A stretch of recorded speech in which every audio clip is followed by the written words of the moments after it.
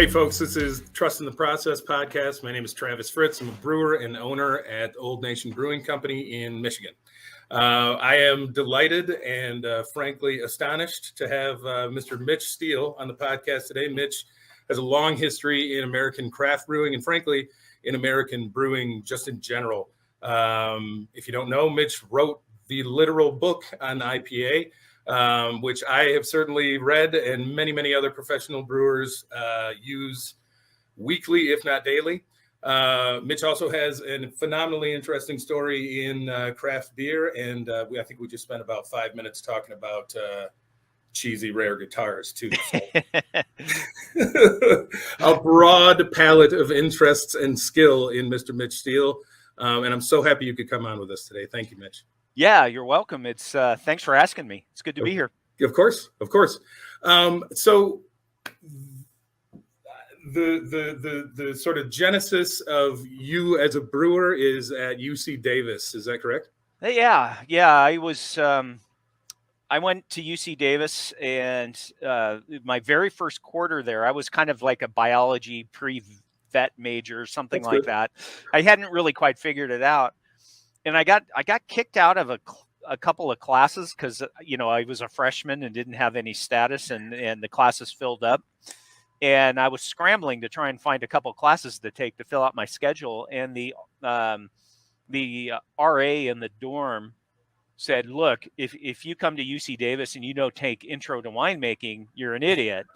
Take that class." And so I signed up for it, and it was absolutely marvelous. And and I'm in this class going, "Holy crap, this is like everything I love to think about doing." It's science, it's art, it's agriculture, it's just it really kind of struck a nerve with me, and so I started moving myself into a fermentation science major, which was the major at UC Davis, which they no longer have that major, but it's like an applied biochemistry, food science, little bit of everything. And as I started moving in that direction, I learned that we had a brewing program at UC Davis. And I'm like, oh man, because I love my beer. And I was like, that's the ticket, and so I started gravitating towards brewing science, and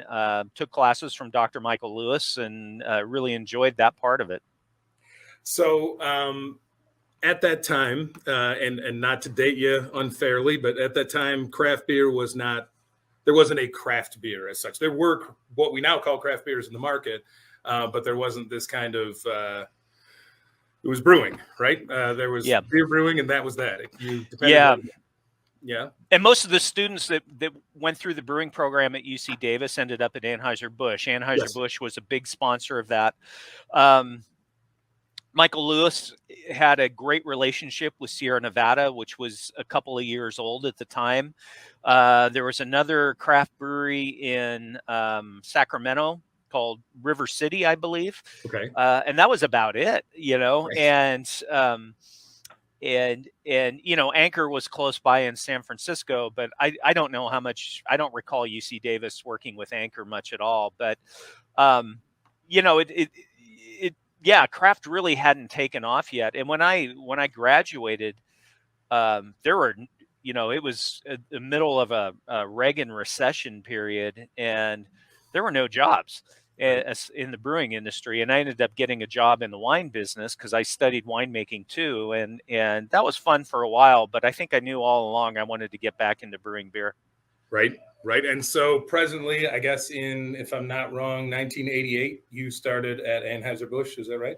No, that's when I started at a brew pub in Hollister, California. So that was called San Andreas. And I was working for a winery called Almaden, which at the time was like the number 2 winery in the country. But they had these satellite wineries in Hollister, California, which is about 45 miles inland from Monterey and about 45 miles south of San Jose. So it's kind of in Central Coast farm country. Beautiful area. Yeah. And up in the mountains south of Hollister Almaden had a red wine winery and a white wine winery, and they were doing some really nice things there. And then they had a plant in the Central Valley that was doing bulk wine, which was the bulk of their business, but they were really making an effort to get into some nice wines.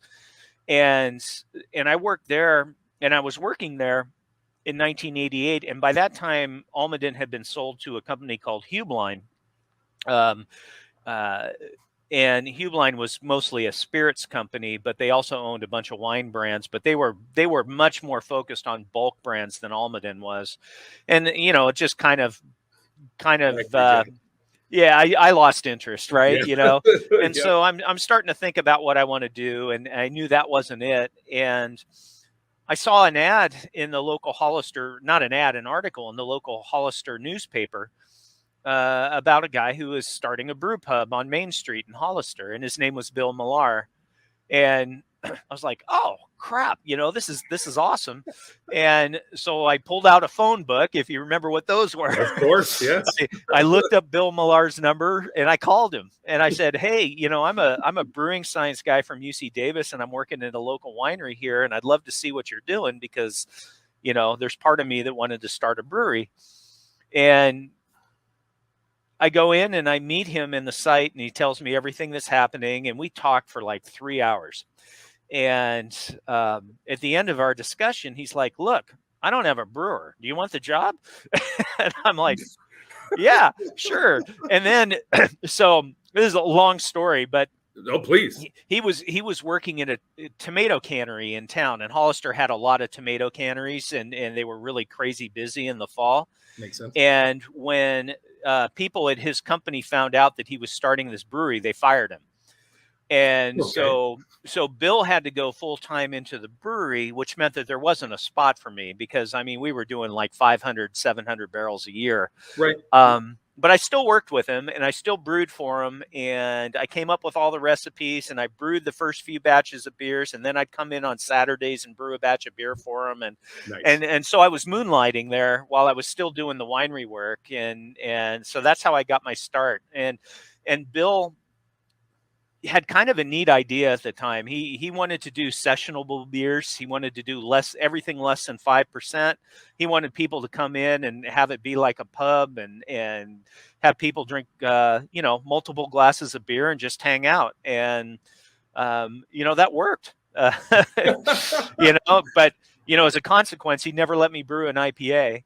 Okay. He just wasn't interested, and I was like just discovering IPAs at that time. And I'm like, Bill, we got to do an IPA, Rubicon and Triple Rock. They're all killing it with these great IPAs. And he's like, it's 7% alcohol, 6.5% alcohol. No way. And so we never did, well, but see, these are the kinds of questions that I want to ask you. So if you want to move on, please let me know. Oh, it's fine.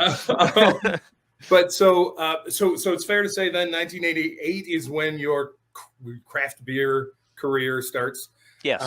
For me, it was 2001, so that's about a 13-year difference, and a lot changed in that gap. Yeah, it sure did. The generation of brewers, if not in a different actual generation before me, kind of did. So when I walked into recipe writing and sort of brewery operations, and even in brew pubs and production breweries, there was sort of the standard that I brought back from the VLB in Berlin, coupled with this decade or so long, I guess in earnest, decade or so long craft beer movement here in the US, which was still kind of nascent at the time. So I guess my question, now that's a rambling way to ask a question that has almost nothing to do with what I said. But because I have that perspective, and because you have the perspective that you do, I guess my question is, you said you wrote the recipes for this brewery. What were you referencing, right? What do you feel? I know this is a broader question that I guess we can get into, but it felt to me even 20 years ago that when you sat down to write a recipe, it was a little more representative of what it was that you wanted to do, because everything was still kind of new, right? Yeah. And that felt to me a little bit more freeing, and there was less pressure to kind of do something different just to get folks' attention. That you had a brewery was almost enough. if you Yes. were a good brewer to get people's attention. Yes. So can you tell me a little bit about your thought process at that time with regard to coming up with beers and road testing them and figuring all that out? Because I feel like you guys Sure. were working with way less of a net than we were 15 years later. Yeah, that's absolutely true. You know, back in the mid '80s when the brew pubs started happening, and I consider us part of the second wave of Bay Area brew pubs in 1988. That's when Gordon Biersch opened up, and Tide House, and some of the other long term um, brewery companies, Marin Brewing, places Sure. like that. Sure. And really what everybody was doing at that time was just brewing English ales, Right. and you'd have a pale and you'd have an amber and you'd have a dark. And so that's kind of what we did. I had Charlie Papazian's book, and I had a whole bunch of home brewing books from a guy named Dave Line, who was English, Okay. and wrote home brewing books. And that's pretty much what you could find in shops that sold home brewing equipment at the time. And so I was home brewing, even before I connected with Bill, I was home brewing on a somewhat, infrequent but regular basis. And then, when I started talking with Bill, I ramped it up quite a bit, and I was brewing a lot of beers. And I put together the beers primarily from a homebrew standpoint first. And, I did 5-gallon batches and bottled them up, and took them over to Bill, and we taste the beers, and he said, yeah, this is kind of what I'm looking for. These beers are good. And, and then it was interesting because, when we brewed the first batch of beer that was supposed to be Seismic Ale, which we were hoping was going to be the kind of the flagship beer of the company. And it was an amber ale, and it came out way too dark. And, I just miscalculated on the crystal malts, but it was wonderful. It was a great beer. So we ended up calling it something else, and then brewing a Seismic Ale and getting it right. I love when that happens. Yeah, and that beer, the name of the beer was Kit Fox Amber, and he named it after an endangered fox in the Central California region. And it became one of our mainstays, which is kind of cool. Yeah, but we were like everybody else. We were doing all ales. We had a 14-barrel system. We had 14-barrel fermenters. We had Grundy tanks for bright tanks. And Bill had this Coca-Cola soda carbonator thing that we were running. We would circulate the beer through the Grundy through this carbonator to carbonate it up. And that works. It worked, and then we just went straight through from the cold box through a wall into the taps. But yeah, I mean, it was a very basic system. We didn't have hot liquor and cold liquor tanks. We had a water tank. We had to heat our brewing water in the kettle and transfer it over. Yep. And then when we were chilling, we brought water back into that tank, and it was fun. I mean, it was just, I was on my knees in that brewery, just hooking up hoses and, starting pumps, and, we would mash in, we'd mill out in the alley in the back into big bins, trash bins, basically. And we'd drag them in, and then, two of us would lift them up onto a rolling ladder and then dump them in, and then stir and then do the next one. And I mean, it was like, it was cool stuff. I was having the time of my life.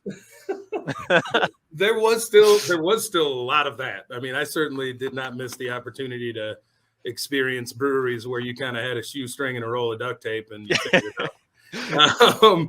Particularly, still at the time when I started, there were breweries, even here in Michigan, that were dedicated at that time to making English ales and open fermentation and ringwood yeast. Yep. And all of that stuff. And I got the opportunity to work there. And it is interesting, particularly coming from somebody like me who didn't really know anything about production brewing until I went to the VLB. And then my perspective was completely the German breweries at which I apprenticed, right? Yeah. So clean, tiles, copper, everything in its place, and a place for everything, and a plan, and one beer, maybe two that they're making. Very buttoned up, very organized. In San Andreas, we were the first ones. We had a lot of fruit orchards in the area. Yeah. And we were the first ones that I know of that made an apricot beer. Really? And this was before Pyramid or anybody else. And we would bring in bins of fruit and spend a day cutting them in half and pitting them. And then we'd throw them into a fermenter. And, we knew about lambic beers, but we didn't really know them, and we're like, but they're sour. Hey, yeah, we've got cherries, we've got apricots. And so we were just using, making kind of a standard ale and then dumping this fruit in there. And we came out with it every year. It was, so we were doing a few things that were a little bit different for the time, which I thought was pretty cool. It was also a pain in the ass dealing with the fruit, right? But it's another step, another problem. Yeah, but it was challenging and fun and exciting. Those were exciting times in craft beer, and I remember having a lot of conversations with Grant Johnston, and Grant Johnston was kind of a legacy craft brewer in the Bay Area, and he was the brewmaster at Marin Brewing Company very early on, and they were having a lot of success with a blueberry or a raspberry beer or something like that. Sure. And so he'd always grab me at beer festivals and just say, let's talk about fruit beer. It's like, and I don't think he liked brewing them, but no. And it's like, it's a necessary evil kind of thing. But those were interesting times. Were you the kind of brewer that was hanging out a little bit, at least in the pub, and kind of checking out how people were receiving the beer? Oh, absolutely. I tended bar 2 nights a week in the pub for a while. Beautiful. Yeah. Beautiful. I just liked being there, and there wasn't a heck of a lot else in Hollister at the time. There were some dive bars and things like that, but this was the only place in town where I could get beer that I really liked. Fantastic. Well, that says something about a lot, I suppose. So now this is your first brewing job. It's a little bit kind of, stone knives and bear skins. And somehow 14 years later or more, you end up relatively high up in the Anheuser-Busch structure, which is a completely different experience, I imagine. And I don't know if that's something you can or wish to talk about, but maybe even just the contrast between those two. It was huge. It was, so I was still working at the winery, and I was getting really tired of that. And I knew I needed to make a change. And, 4 years into my time at San Andreas, I realized that Bill was never going to have a spot for me where I could make an actual living at it. Right. And so I started sending out some resumes, and also I'd spent almost my whole life in California, and I wanted to explore the world a little bit, and get out and see different parts of the country. I'd been able to take trips to Oregon and to Florida and places like that, as a young adult. And I'm like, oh, there's a lot out here that, so I bottom line, I sent a few resumes out to breweries that I thought would be a good fit for me, from a living standpoint, and also from a learning the brewing business standpoint. And I ended up getting hired by Anheuser-Busch in Fort Collins in the summer of 1992. And so I packed up my car and my dog, and we moved out to Colorado, and, it was quite an adventure. And, so the biggest thing, you walk into a brewery like that, and they've got, stainless tanks everywhere. They've got tile floors. It's immaculate. You got a lot of people. They have food safety requirements, and you got to wear a hat. You got to wear safety glasses. You got to wear hearing protection. All this stuff that it just wasn't part of the gig. At San Andreas, definitely, and not even at the winery. And it was a whole new world for me. And a lot of Anheuser-Busch, I think the one thing that really sticks with me is my very first day. They put me with one of the supervisors, and I was a shift supervisor when I started, and I'm shadowing him, and he said, "Yeah, now we've got to FOS this beer to this tank." And I'm like, what does FOS mean? I've never heard that, right? Because Michael Lewis was from the UK, right? He talked in British brewing terms, styles and whatnot. Yeah, and so all these German lager terms, I had to learn, kind of on the fly there, which was kind of cool. I didn't know what krausening was. I didn't know, I didn't know what Kieselguhr was, or Yeah. But Anheuser-Busch called all their filters K filters, and I came to learn that was Kieselguhr, which is diatomaceous earth, right? It is. Yes, it is. And so there was a pretty steep learning curve, but on the other hand, I knew how to run a production operation, and I knew how to manage people, and I knew how to work with unions because the winery was union. And and so walking into Anheuser-Busch, there was a lot to learn, but there was a lot I stepped into pretty quickly. And I was a shift supervisor there for 3 years, and the rotating shift thing was brutal. We rotated every 28 days. But I loved Fort Collins. I loved the community. That was right when Odell's and New Belgium were starting up in Fort Collins. And so their beer was everywhere. Mm-hmm. And, so the beer community there was radically different than where I came from. And Fort Collins, Colorado is just a beautiful place. I mean, the summers, it's God's country, It totally is. Like, range right out there. And all that. Exactly. So I could have stayed there forever. And Anheuser-Busch had a 4-week brewing school that they put on every year, and they'd send a couple of people from each brewery to go through that class. And it was a big deal. It was kind of a, if you did well in that class, then the ups in AB management, brewing management, took a look at you for promotion opportunities and stuff. Okay. And so I went to this, and I'm like everybody walking into a 4-week brewing class being taught by all these industry experts, that have been around for decades. You're scared shitless, right? And I'm like, I got to do well. And so, I took it pretty seriously. I mean, it was my first time ever in St. Louis, and I got to learn that city a little bit, but I ended up finishing first in the class. And I was stunned, right? Because there were a lot of really good people, really sharp people in that class. And I'm like, holy crap. And the instructor, Tom Schmidt, who did Sensory he ran the Sensory programs at Anheuser-Busch. So he was a big deal, and he was a super nice guy. He was from the Boston area, so he had a bit of that New England accent going, and he took a liking to me, and he's the one that got me into like Great American Beer Festival judging and things like that. And I really, really always appreciated that kind of support from him. But yeah, I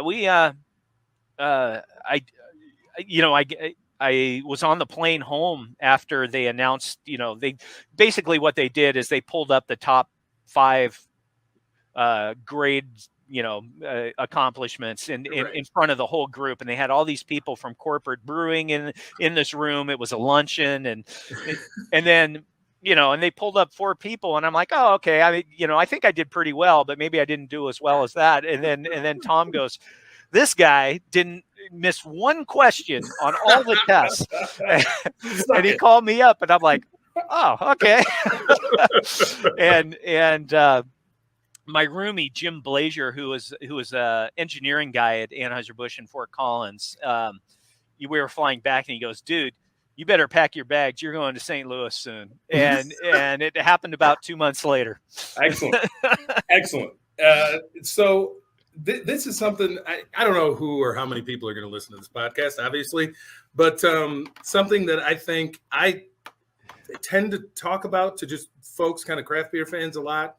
And other brewers less now, but used to be a pretty big topic, was the perspective of craft beer drinkers and a lot of brewers that breweries like, at least Anheuser-Busch, or these more industrial breweries, aren't taking beer as seriously as the craft brewers. And coming from that environment in Europe, myself, I have always thought that that's laughable. I mean, obviously, you may or may not enjoy the product they make, but I think the way that they make it is almost unparalleled with regard to attention to detail, and a lot of the parts of the process that I think young brewers, particularly now, and brewers from my generation, should know and should be interested in. The part of brewing sensory analysis that craft brewers, I think, focus on so much, not in the way that Anheuser-Busch does it necessarily, but flavors and kind of picking out and judging and all that kind of stuff. you got a lot of that head start from a guy who worked at Anheuser-Busch, who knew what he was talking about and taught you that Yeah. right? And, Anheuser-Busch was huge on educating their team. I mean, Yeah. there was a yearly annual sensory class at every single brewery. So you learned how to taste. And then there was once a year, they did a week-long sensory training course for people. And I got to go to that. And then the annual ones at the breweries where they did threshold testing and all that kind of stuff. And you're absolutely right. I mean, the passion that Anheuser-Busch brewing managers had for what they were doing was unparalleled. Yeah. And these people were technical experts, and they didn't know much about other types of beer. That was probably the biggest negative I can say about these folks. Yeah.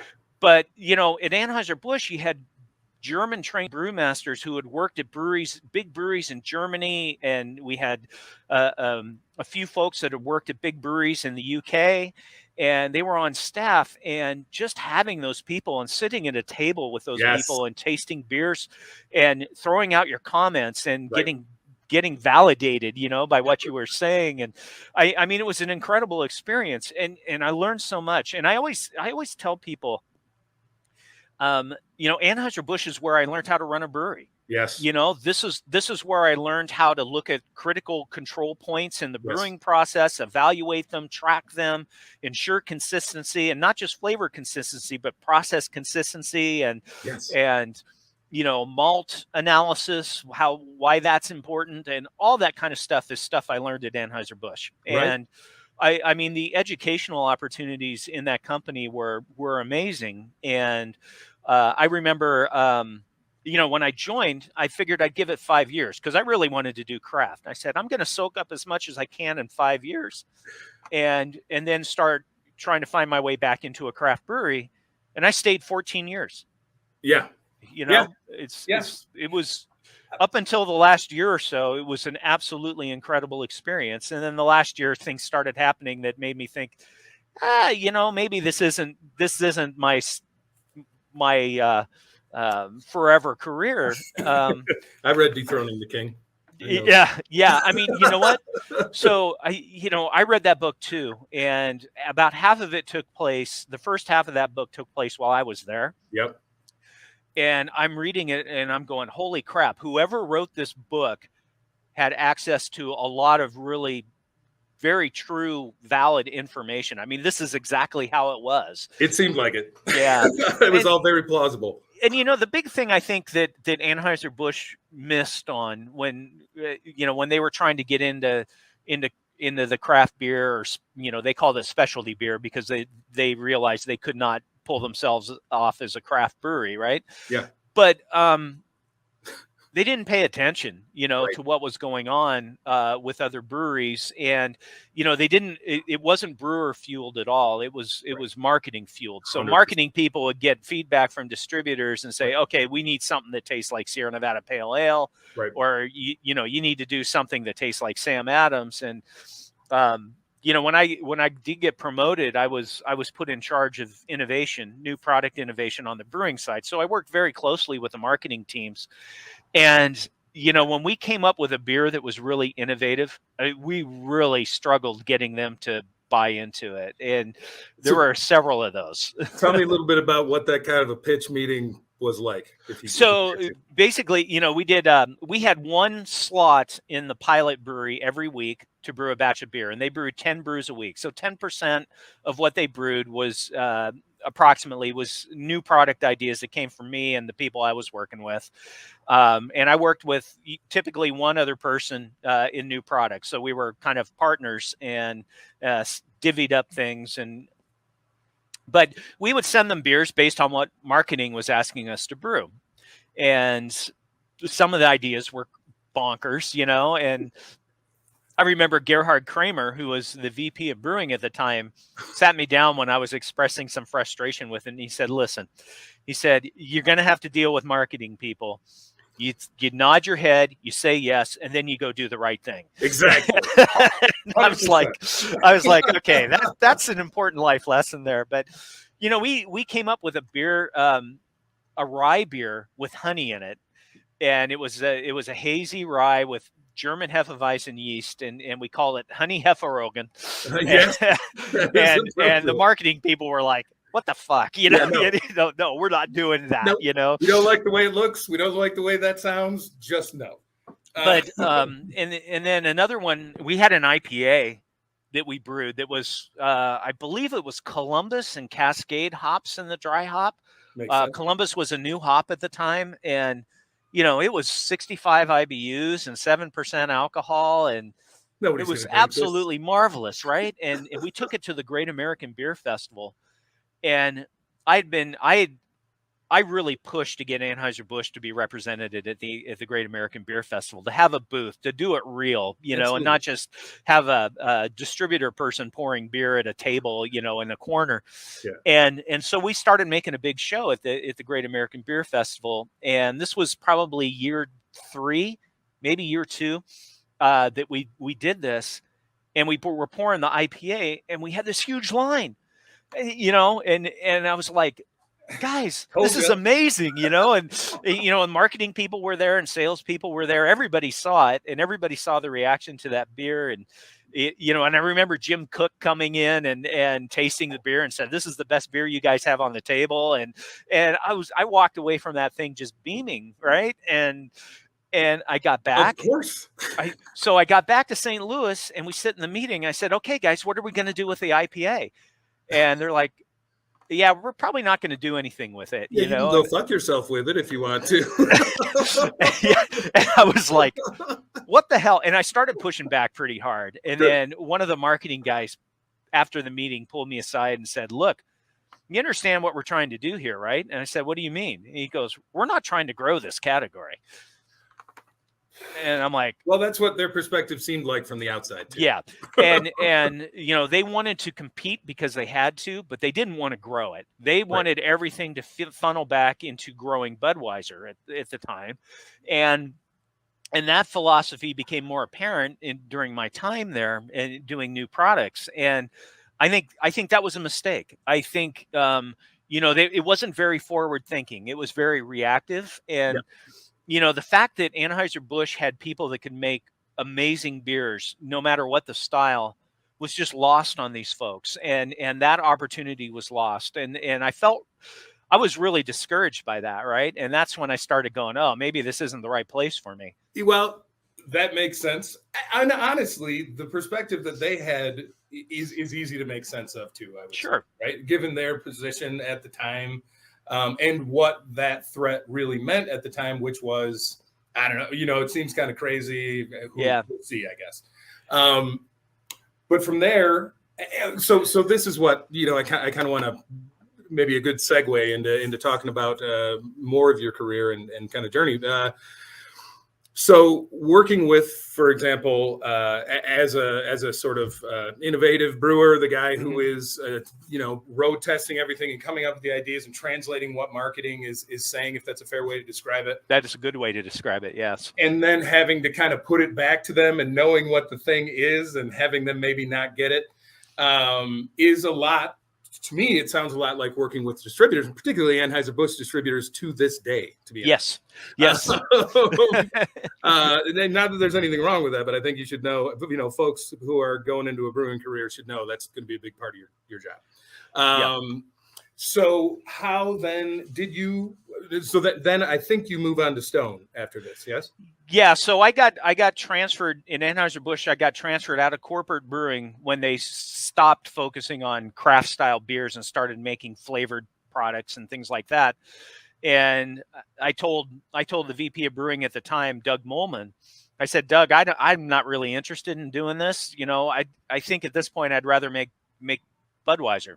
Sure. And so they moved me into the St. Louis brewery, and I ran that brew house for a couple of years, and that was a monster.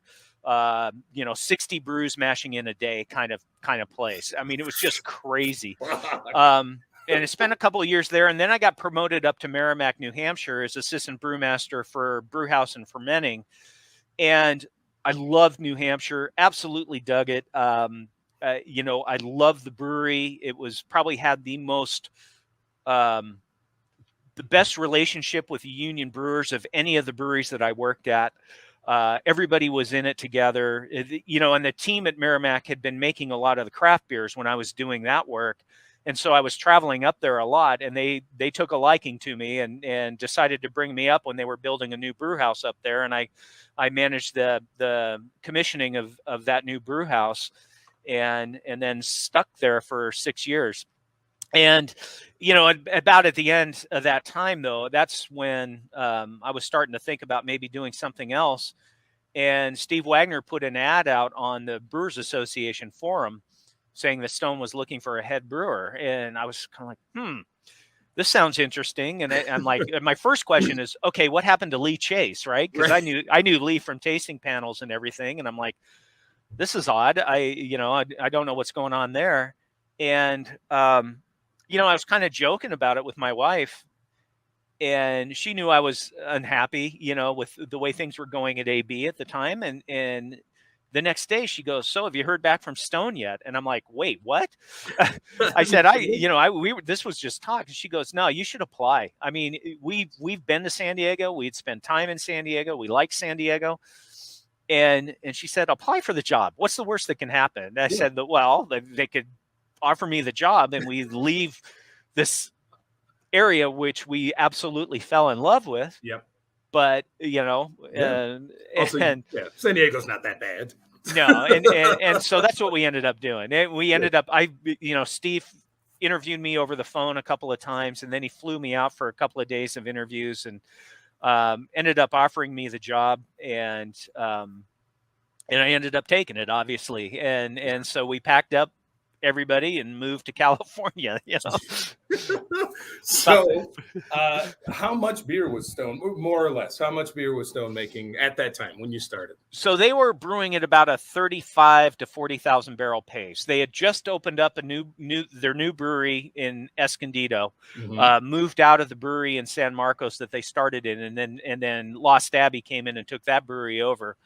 And they were about 4 or 5 months in to running that new brewery when I got there. And there was still a lot of commissioning work that needed to be done because they didn't have the staff to actually babysit that process and understand how, it was an automated brewery and all this stuff, and people didn't really understand it. So that was my focus. Probably my first 6 months was figuring all that out so that we could put together some training material for the brewing team.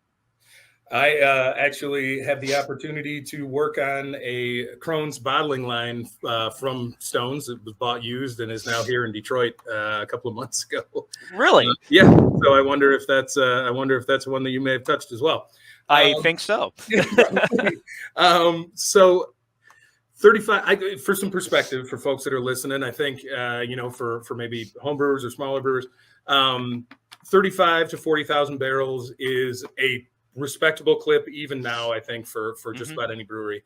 But at that time, and we're talking now about sort of the early 2000s or late 90s. This was 2006. 2006. Yeah. So even at that time, that was pretty big for a craft brewery. There wasn't kind of regional hegemony like there is now, which is well deserved and earned and all that. But you took them much farther than 35, 40,000 barrels, or that is to say you were there when that happened and played a role in it. Yeah, we were in constant expansion mode. My 10 years at Stone, we were pushing 400,000 barrels when I left. We had just opened up the Richmond brewery. We had just opened up the Berlin brewery. It was an amazing period in craft beer. And we weren't the only ones that were growing frantically like that. It was nuts. And it was interesting because, when I got to Stone, they had their core brands, and then they had, I think, 5 special releases every year. The Imperial Stout, the barley wine. They did a vertical epic every year, an anniversary beer every year, and double bastard, right? Yeah, you keep up with that. And so, yeah, right. And it's like, okay, we got to come up with 2 new beer recipes every year. No problem. Cool. And, because everything else was, I tell you, Steve Wagner, I love that man. He was the best boss I ever had. And I walked in that door and he gave me so much creative freedom because I didn't expect that, right? Well, and that hadn't really been part of your experience at all up until then. Or I well, mean, a little, but yeah, not a little undrive. bit, yeah. But it was, and Greg Cook. And my interview with Greg Cook, which went on for 2 days, is a totally different story, and it's probably too long to get into here. I can But it was imagine. fascinating. But one of the questions he asked me is, "What's a deal breaker for you coming here?" And I told him, I said, "A lack of creative input. That's not gonna work for me." And he's like, "Well, we do it as a team effort here, but you're certainly going to be part of the process." And I said, "That's good enough for me." Yeah, And it should be that way. but Steve was like, one of the first things he did after I got myself set up and established, um, he came to me about Levitation Ale, which was our low alcohol ale, and it was a low alcohol amber beer, session beer, and it was originally formulated to be like a baby brother to Arrogant Bastard Ale. Yeah, sure. And Steve just said, "I've never liked this beer. You want to take a crack at doing something with it?" Yep. And so we changed up the recipe a little bit. We kept it in the same camp, but we added a small dry hop to it, and we dried it out a little bit. And we ended up winning a gold medal that year at the Great American Beer Festival for it, Nice. which was awesome. And yeah, so it's like, okay, that worked. And over time, I think Greg started trusting me more, and Steve always exhibited a lot of trust in me. But and Steve was like, with Old Guardian, which was an established beer, he goes, "Hey, look, if you want to change the recipe, go ahead." And I didn't. No. I'm like, I love this beer, and the only thing I ever did was switch up the hops a little bit and switch up the malts. Sure. But sometimes I'd use crisp malt in it, or I'd use Simpson's malt in it, or sometimes we used American malts in it, and Sure. that kind of thing. But I didn't want to mess with those beers. They No. were great. And I Yes. remember Steve telling me with Old Guardian barley wine, which I loved, and it was probably one of the lightest barley wines out there. It was really golden in Which color. might be why you loved it. Yeah, and Steve was like, "Look, I didn't want to muck it up with a whole bunch of malts. I wanted Thank to you. let the yeast character really shine through in this beer." And I'm like, Yes. "Well, okay, Yeah. I'm not going to go away from that, No. That's but No. Maris Otter, a little bit of Fuggle, go for about 22 OG. yeah, You got pretty it. much, yeah. So it was wonderful, and those first 5-6 years at Stone were amazing because we were just seeing things that nobody would ever thought we would have seen, right? Yep. With the growth and everything. And we had a great team. Everybody at Stone was so passionate about what we were doing, and they still are. They're still Yes. a really great company and really great people. But it was, man, it got to be nuts, right? Year 9 and 10, when I was traveling to Berlin once a month and traveling to Virginia once a month. And I will tell you this. And not to be controversial at all, but my buddies who still live and work in Berlin, they hated that Stone was there. They hated it. And it wasn't that Stone was there. The only problem was dropping the Stone. I heard about this so many times. Yeah. I'm sure you didn't have anything to do with this, but dropping the Stone on all the German beers, and that was you just lost. Doesn't matter, not a big demographic, but you just lost all the German brewers, right? It's exactly right. And I was sitting with a group of Team Stone in a room, and we were watching Greg's press conference on this. We were all in Escondido. And he came out with a forklift with a big boulder on it, and then dropped it onto this pallet of beer. And everybody in the room was like, oh, what did you just do? And, honestly, I think, Greg thought that he could translate Stone's success in California and why it was successful to Germany. Yeah. And none of us were that confident about that, well, as it turns out, in principle, he's ahead of his time. There's a lot of that stuff happening in Berlin now. Yeah. And all over Germany. I think that it was Germans are just as people very different than Californians, I think. And maybe and that was the piece that was missing from the equation, right? And then the other piece was Stone Berlin it was 5-6 miles away from town center, Berlin. Yeah, right. And you couldn't get there by the public transportation. You could, but you had to Right. walk about a half hour after you got off the last train stop. Right. And if the weather sucked, you were miserable. Right. And I think that's kind of a European thing where people aren't really willing to travel that far to go have a nice No, meal or a good beer when there's plenty of options very close by. that's right. And Escondido in California, people had to travel to. It was a destination spot, and it was successful being one. Right. But that didn't translate to Berlin. And Escondido, you're in a highway culture anyway, right? So yeah, whatever, you get on, you get off. It's an extra 10 minutes. Who cares? But yeah, absolutely.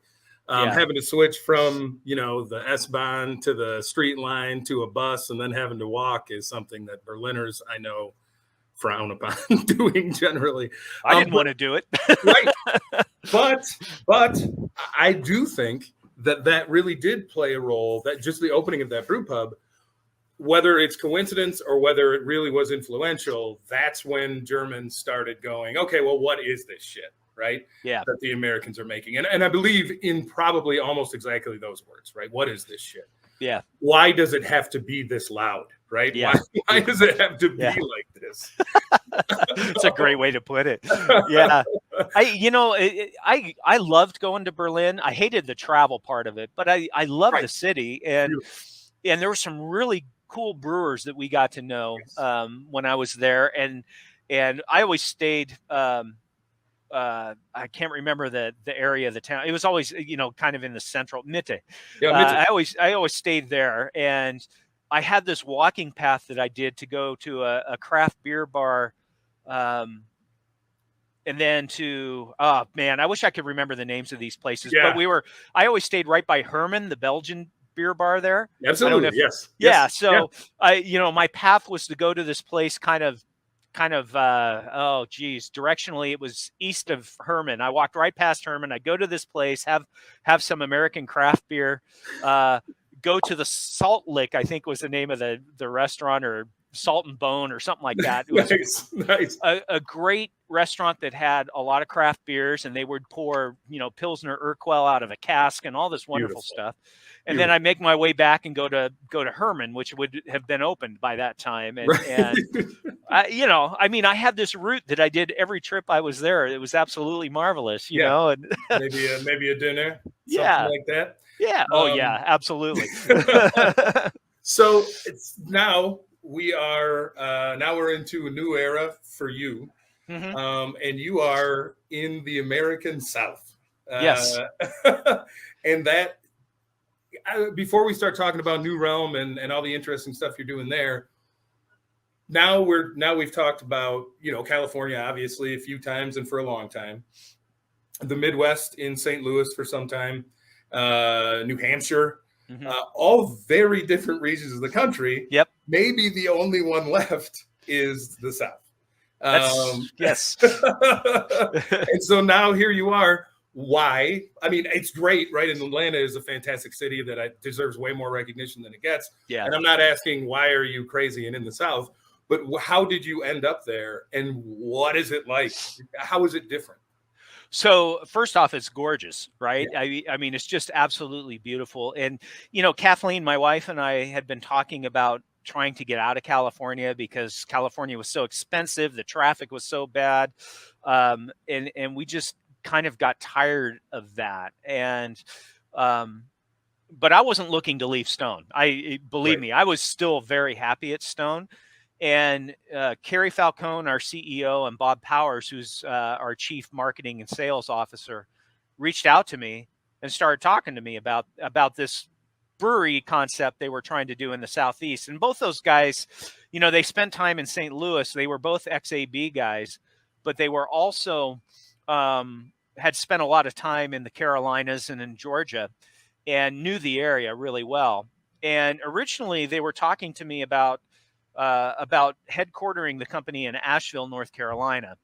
And I have family from Asheville, way back in the, decades ago, century ago. But my dad was born there, and I got to go to Asheville a few times when I was with Stone, and absolutely fell in love with that city. It's great. And so I'm like, wow, I could start this brand new place. We've got good financial backing. We're going to be in Asheville. This just all sounds absolutely incredible. And initially when they talked to me, I said no. My daughter was a sophomore in high school in Temecula, California. I wasn't going to move her.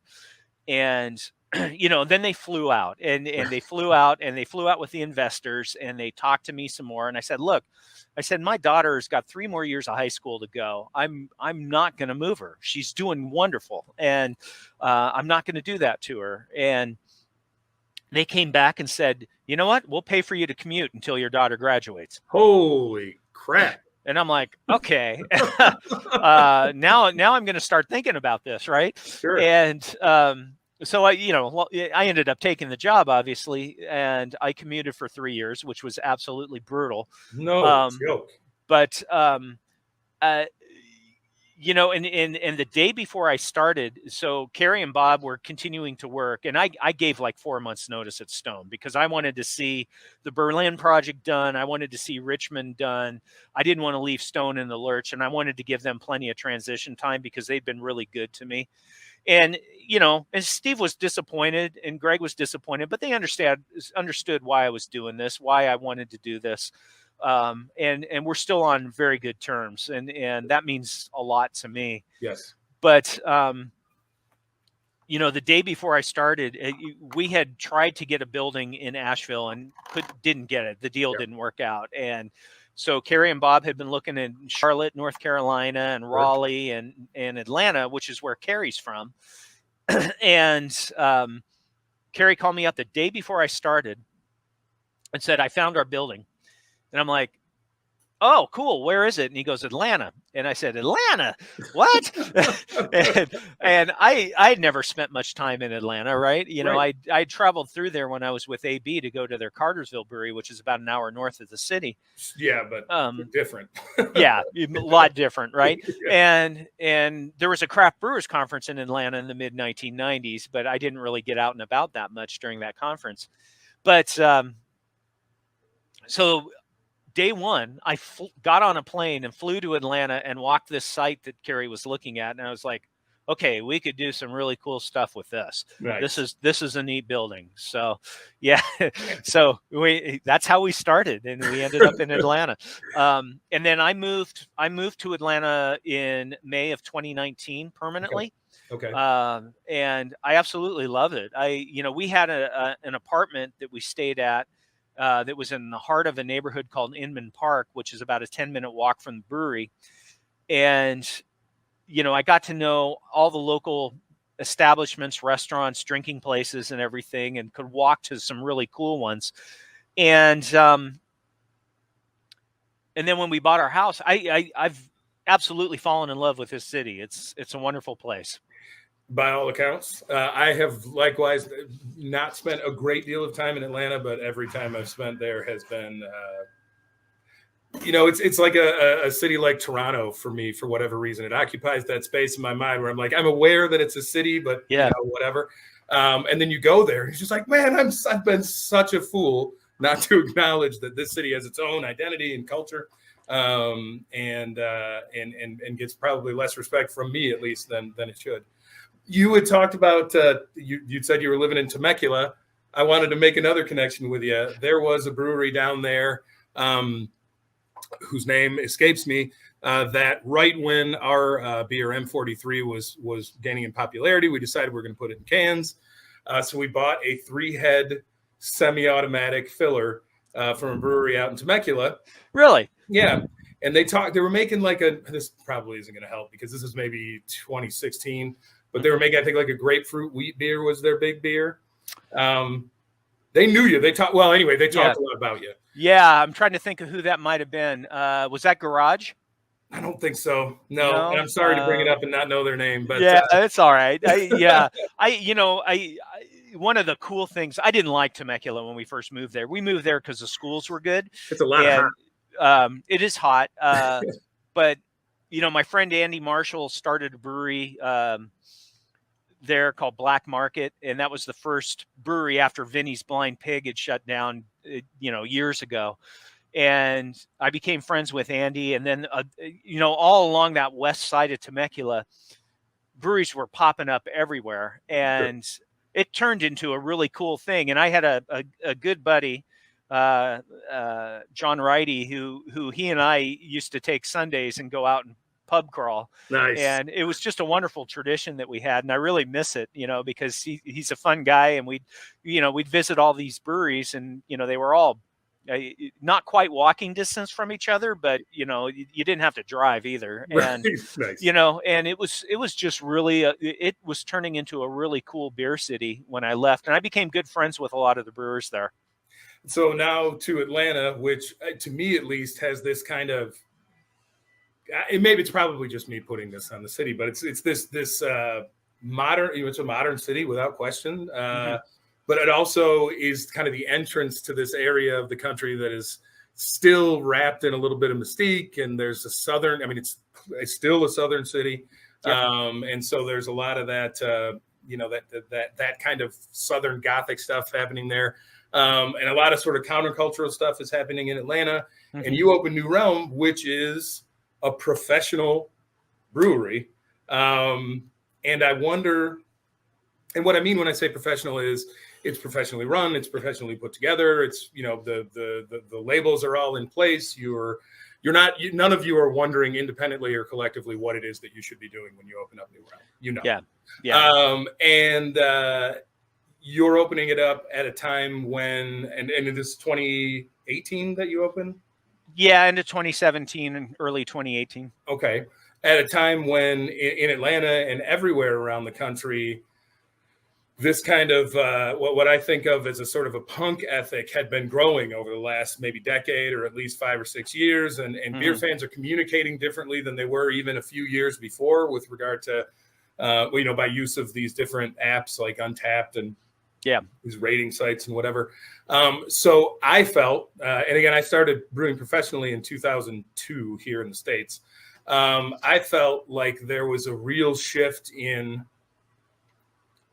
almost everything about brewing, and sort of the consumer wanting to be innovative themselves and finding the smallest brewery they could find and championing, this beer that may or may not, from an objective perspective, be that great, because they found it first, right? Yeah. Or because it had marshmallows in it or whatever. Yeah.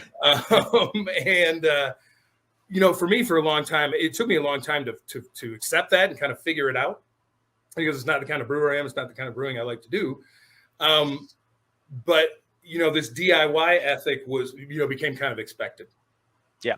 And I wonder, which was difficult for us to balance when we opened Old Nation in 2015. I wonder what your perspective on that is, or if I'm making any sense at all, I suppose.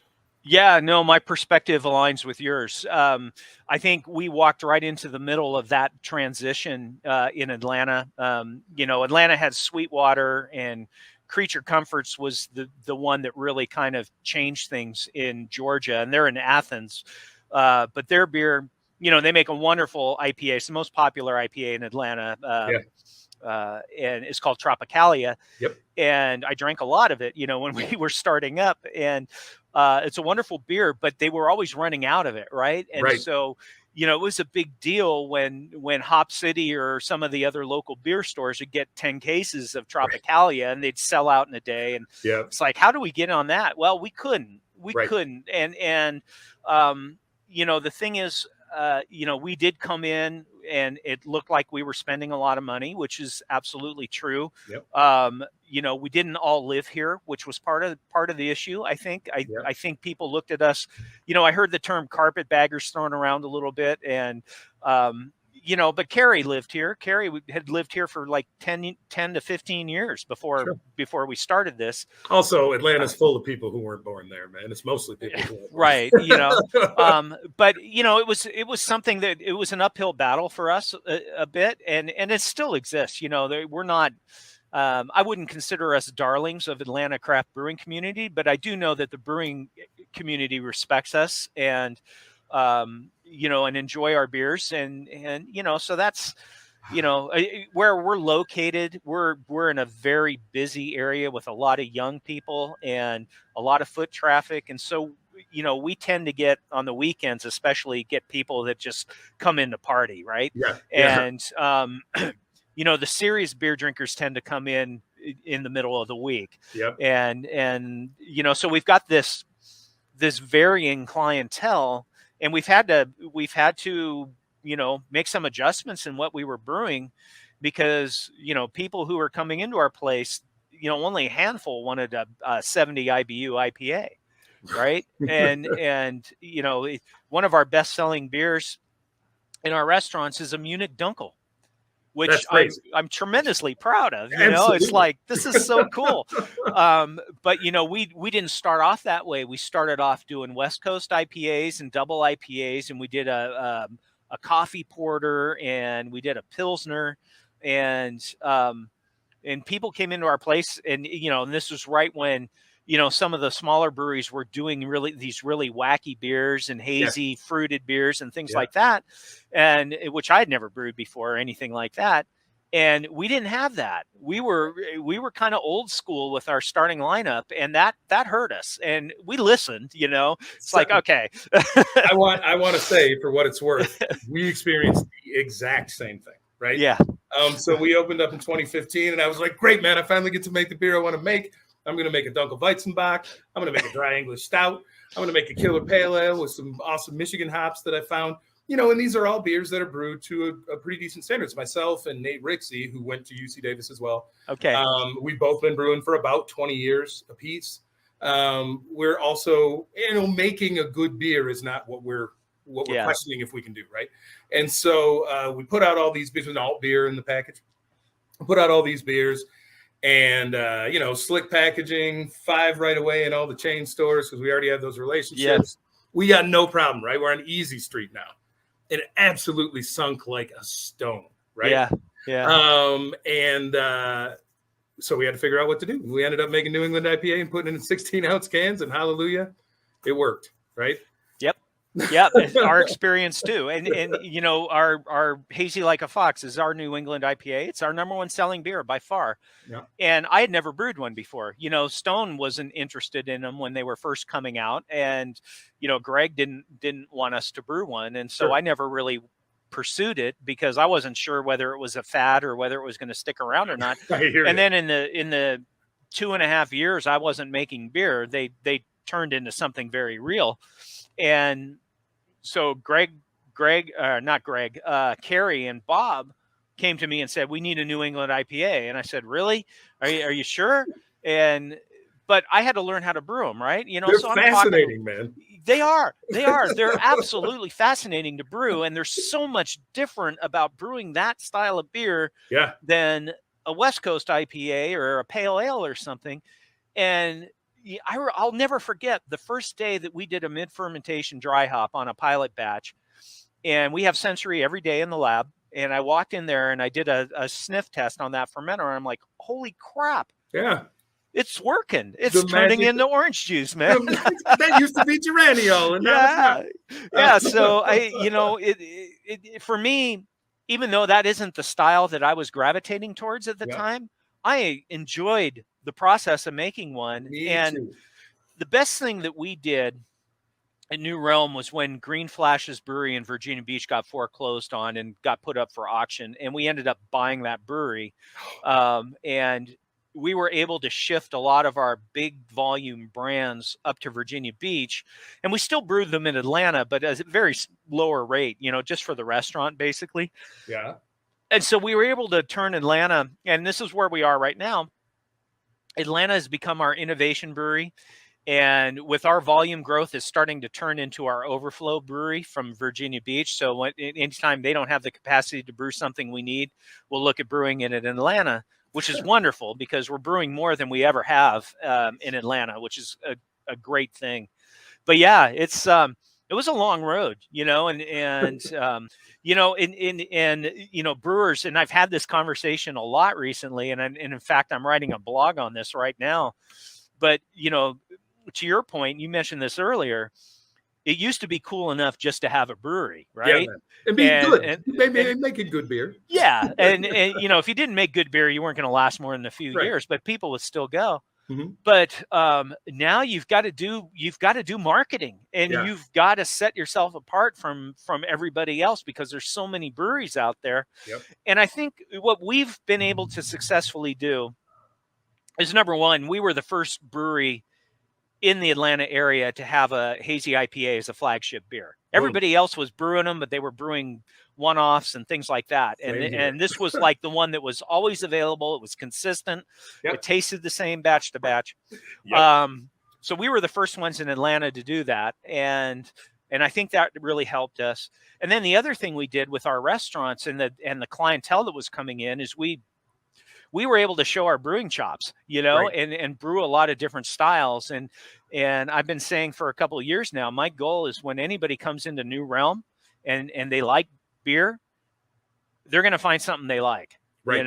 whether they like Pilsners or light lagers, or whether they like, heartier IPAs or dark beers or things like that. They're always going to find something in those camps in our restaurants. And that has proven to be a very good thing for us.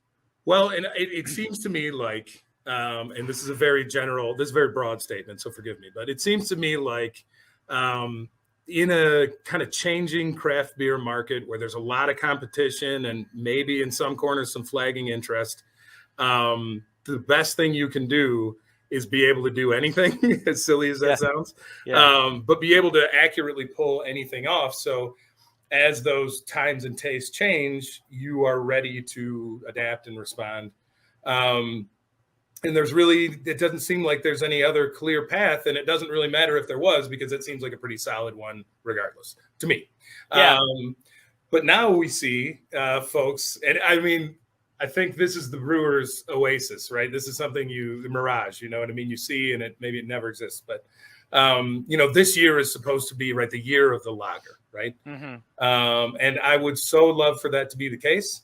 But I've been through other years that were supposed to be the year of the lager and weren't.